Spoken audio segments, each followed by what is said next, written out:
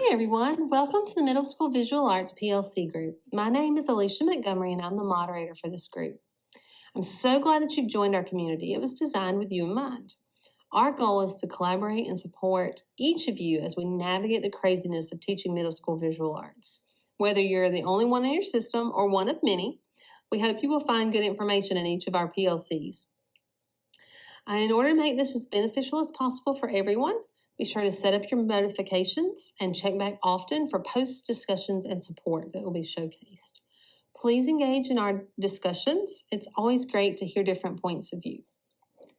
So this series of PLCs is about classroom and materials management. So our first episode is going to talk about rules, expectations, and routines.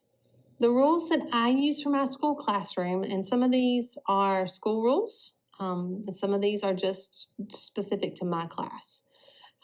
My first one is to be respectful. That's probably my biggest rule, and I really teach that hard to my students. I want them to be able to come in and try new things and new ideas without having to worry about what anybody's going to say about them or about their artwork. So we talk a little bit about not teasing each other. We're not going to joke on each other. We're not going to call each other names while we're in the art room. I want them to be able to have that freedom to feel comfortable in my room. My second rule is to follow directions the first time that I give them.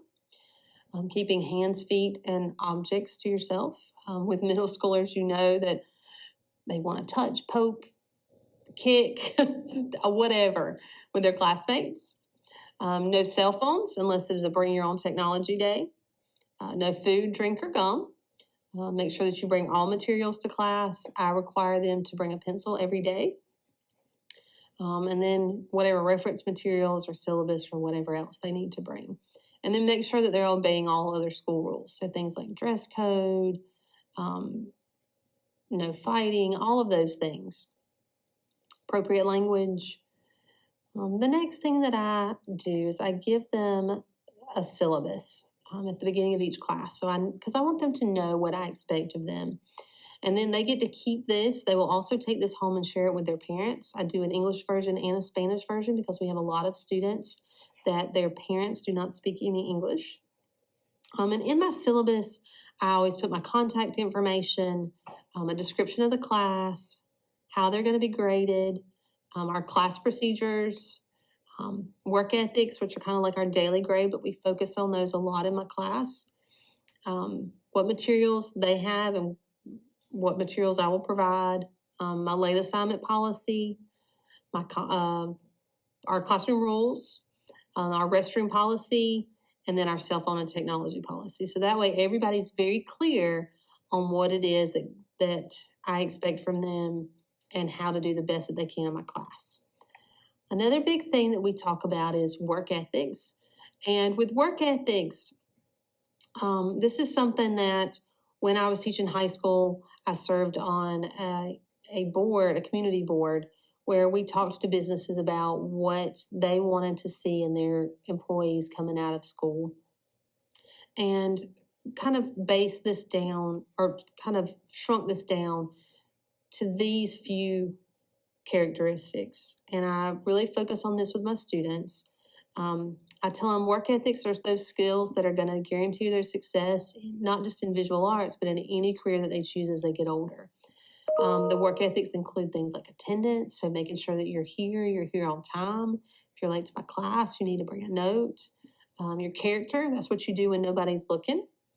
Responsibility, that means being responsible for not only yourself and your actions, but your materials, putting things back where they belong. Teamwork and cooperation, right? That's working well with their teammates, the people that sit at the table with them, cooperating when it's time to clean up, cooperating with me.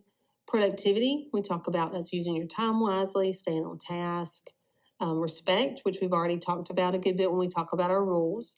And organization. I tell them, there's a lot of students in here between the time you're here and the time you come back, especially since I only see my students every other day. So it's really important not only that they put our tools and materials back where they belong, but that they put their personal projects, sketchbooks, tool bags, portfolios, all of those things back in the correct places. Because if they leave it out on the counter, the odds that it will still be there when they come back are very slim.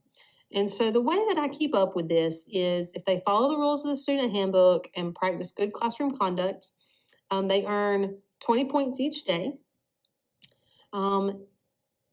If there's any offenses committed, it's 5 points off for each one. So the way this is set up is they staple this sheet in the front of their sketchbook. They'll have their name and their class period on there, and then it has the dates that they see me.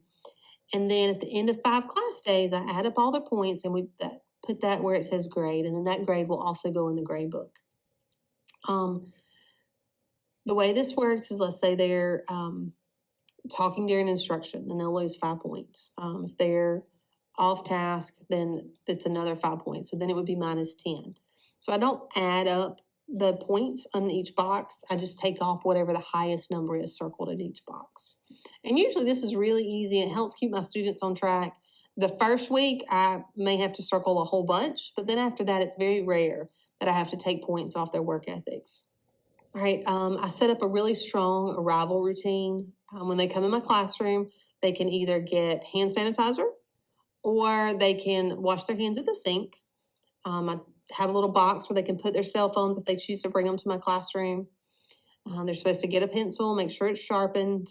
Then they're going to go to their assigned seat, and then they start a do now. And the do now varies depending on what we're doing.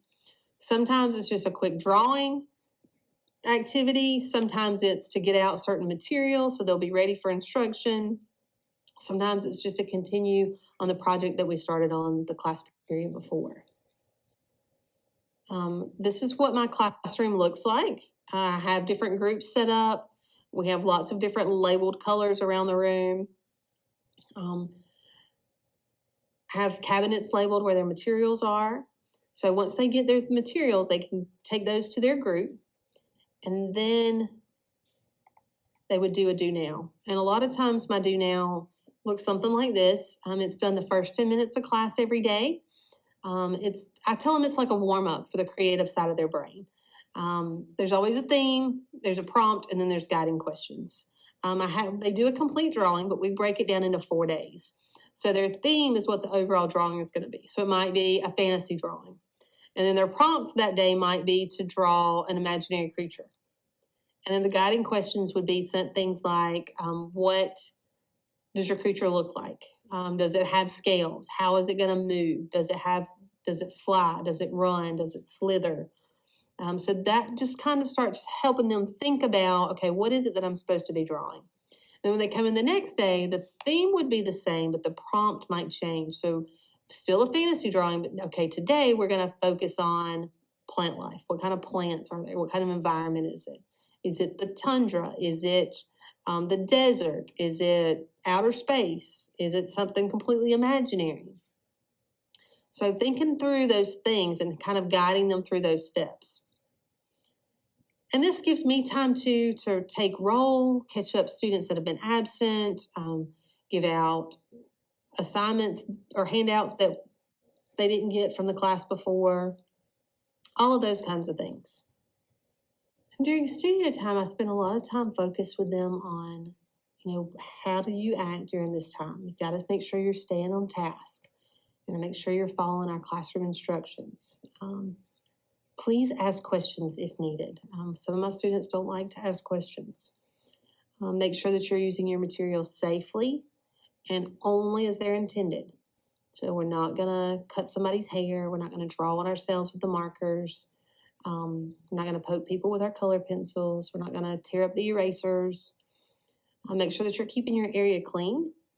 Right? Trying to teach them to work in their space. If they're done with things, put those away so they're not in the way for other people or for them when they're trying to work. Using an appropriate noise level. So making sure that you're talking softly when you're allowed to talk, only to the people at your table so you're not yelling across the room. Make sure that you're staying in your work area, whether that's at a counter or at a computer or at your table. Making sure that you're being kind and respectful during work time, during studio time. Another routine that we talk about is at the sink. I didn't used to teach this. I just assumed that my students would know how to go to the sink, and boy, was I wrong. So I found that if I teach this routine the first couple of days or the first couple of weeks that we do this, it really helps as we go through the rest of the term that I have them. So, and I have this posted on a little matrix on my sink. Only 2 people are allowed at the sink at a time, 1 on each basin. Wait your turn single file by the counter, because there's a counter just to the left of my sink. And you always go to the end of the line. Don't stop and jump in line and talk to your friends. Make sure that you're keeping your hands, feet, objects, materials, water to yourself, so we're not flicking water on people. Making sure to wash your materials and return them properly to their art home, and wherever that may be, it's on the drying rack or back at your table. Make sure they're paying attention to their surroundings, so they're not going to back up into somebody who might be holding a paint tray. And I do some little role-playing activities with them with those. Another thing that I make sure I teach their routines for are when they're using technology. So we have Chromebooks at our school. I know some schools have iPads or MacBooks or whatever. So I make sure that we tell them to complete only their assigned activities. It shouldn't be anywhere else on the internet or apps or other programs, so only school-appropriate or assigned websites. They are assigned a number Chromebook in my classroom, so I tell them to make sure they're using only that one, nobody else's. They shouldn't be touching anybody else's Chromebook or drawing tablets. I do the same thing with our drawing tablets that we have and the pens that go with those. I tell them always carry it with 2 hands. Make sure if you're using wet or messy materials that you move those back into the cart where they need to go, or turn them back into me, because we want to make sure we don't accidentally spill water or anything like that on the technology that we're using. All right, so these are just some of the routines that I teach to my students every year at the beginning. I hope they are very helpful for you. Thank you for joining me. Please take a few minutes to participate in our discussion question, and I can't wait to hear what you guys have to say. Also, be sure to subscribe to our posts so you don't miss out on any of the fun or the responses. Happy teaching!